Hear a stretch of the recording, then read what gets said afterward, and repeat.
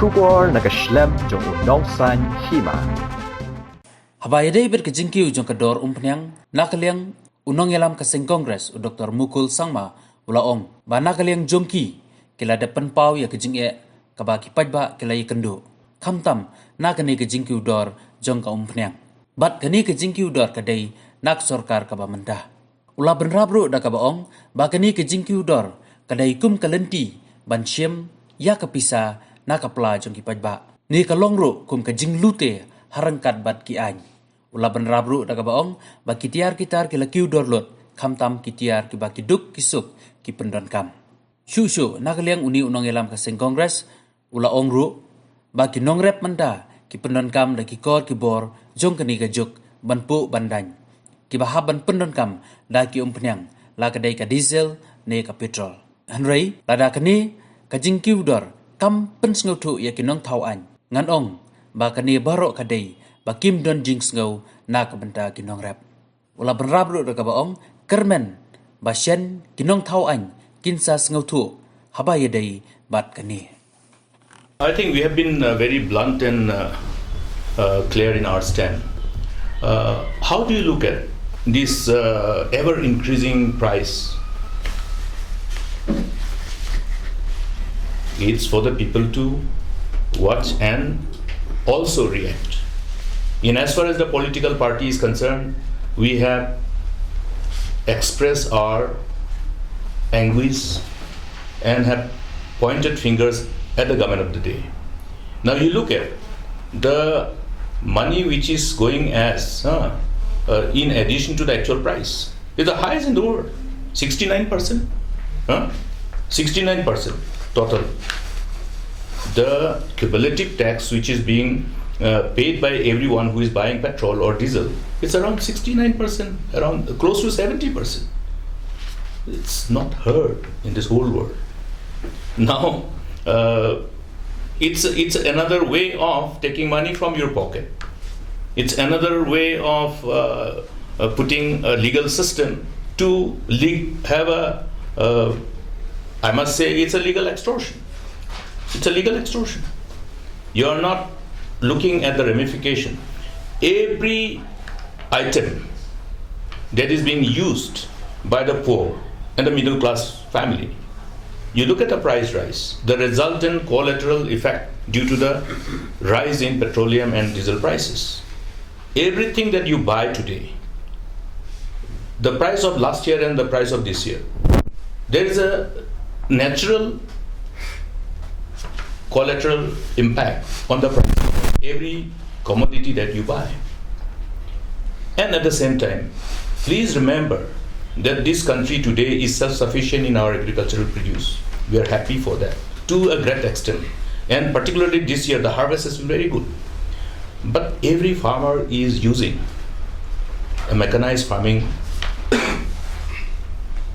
and every farmers are not dependent on the traditional mode of cultivation which was dependent on cattle.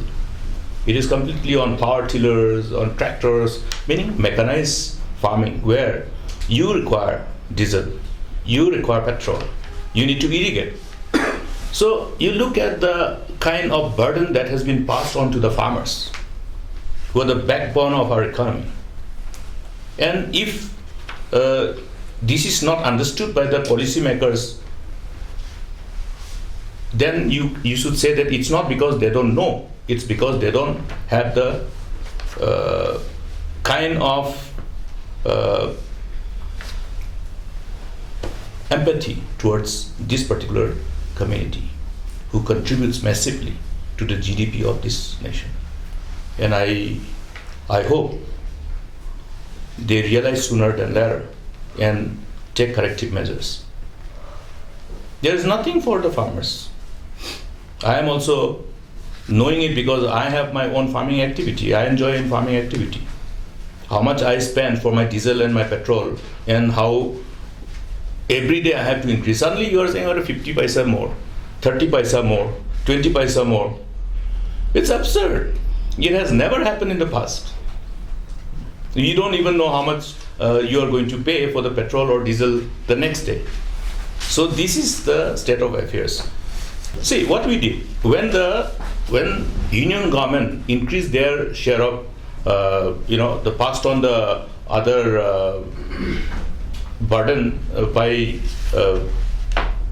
increasing their share of taxes. Now state government took a decision that we should ensure that this particular burden is not passed on to the consumers, to the common man particularly. So what did we do during our time? We decided to bear this certain portion of this price of petrol and diesel. If you recollect, we did that. We tried to give certain relief to the consumers. So this is how we actually look at. If government of India doesn't listen, then the state government should. That's the true advantage of being in a federal system that we have. Now, if the union government also have the same spirit, the state government also have the same spirit, then whom will you tell to bail us out? So we become helpless.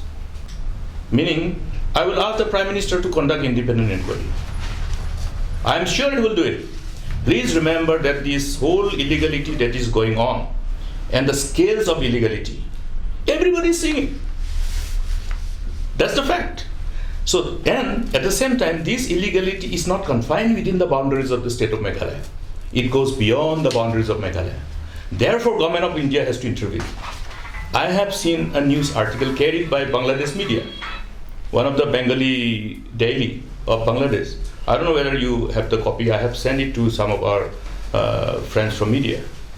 What they have carried was figure after figure as to how much loss is being incurred by Bangladesh government due to this illegality that is taking place across the international border in respect of export of limestone, in terms of export of coal, and in respect of export of other minerals.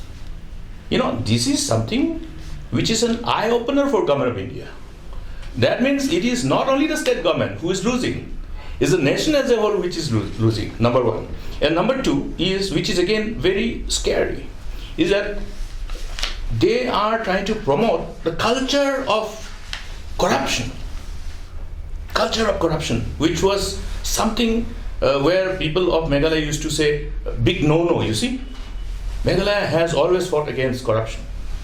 Whether it is in case of any allegation, just allegation, even without proof, people have wanted answers, transparency. Today, this is the time when the government doesn't have any transparency. I heard the Deputy CM saying, why people are talking only about coal? Didn't they talk about coal only during election? Before election? What did they promise to the people? That they will obviously lift the ban from an honorable NGT, because they didn't even know how they will do, but they lied to the people.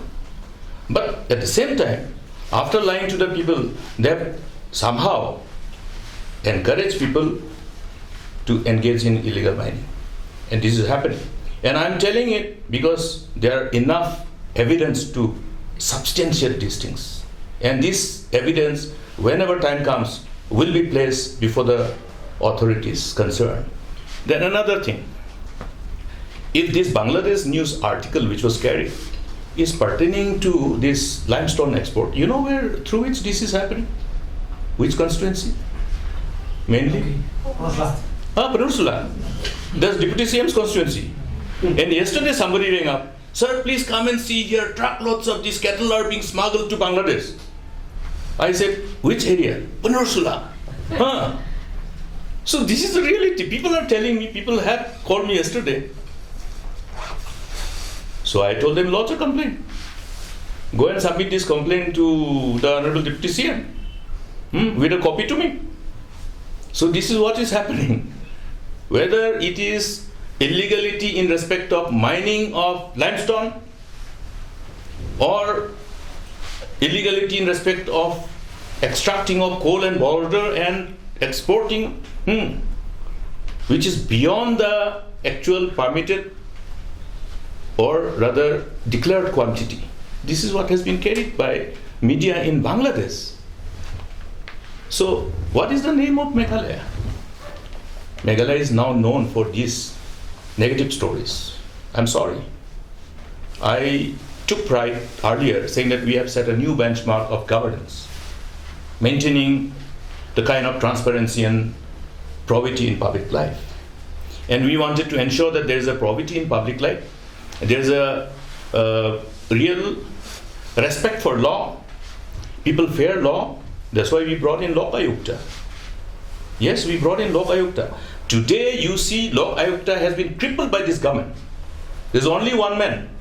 Lok Ayukta has to be 3 men. Why have they not gone ahead with the search committee and appointed other members? Why? Because they don't want any whistleblower. They have tried to block the order of the Lok Ayukta in respect of inquiry. Against that is also regarding allegation of corruption, whether it is in respect of district council or in respect of court. So where is the question of those so-called transparency and probity? Today, the way the government is responding to these allegations, we can only conclude beyond reasonable doubt that they want to embolden those people who are engaging in corruption, and they are therefore destroying the state.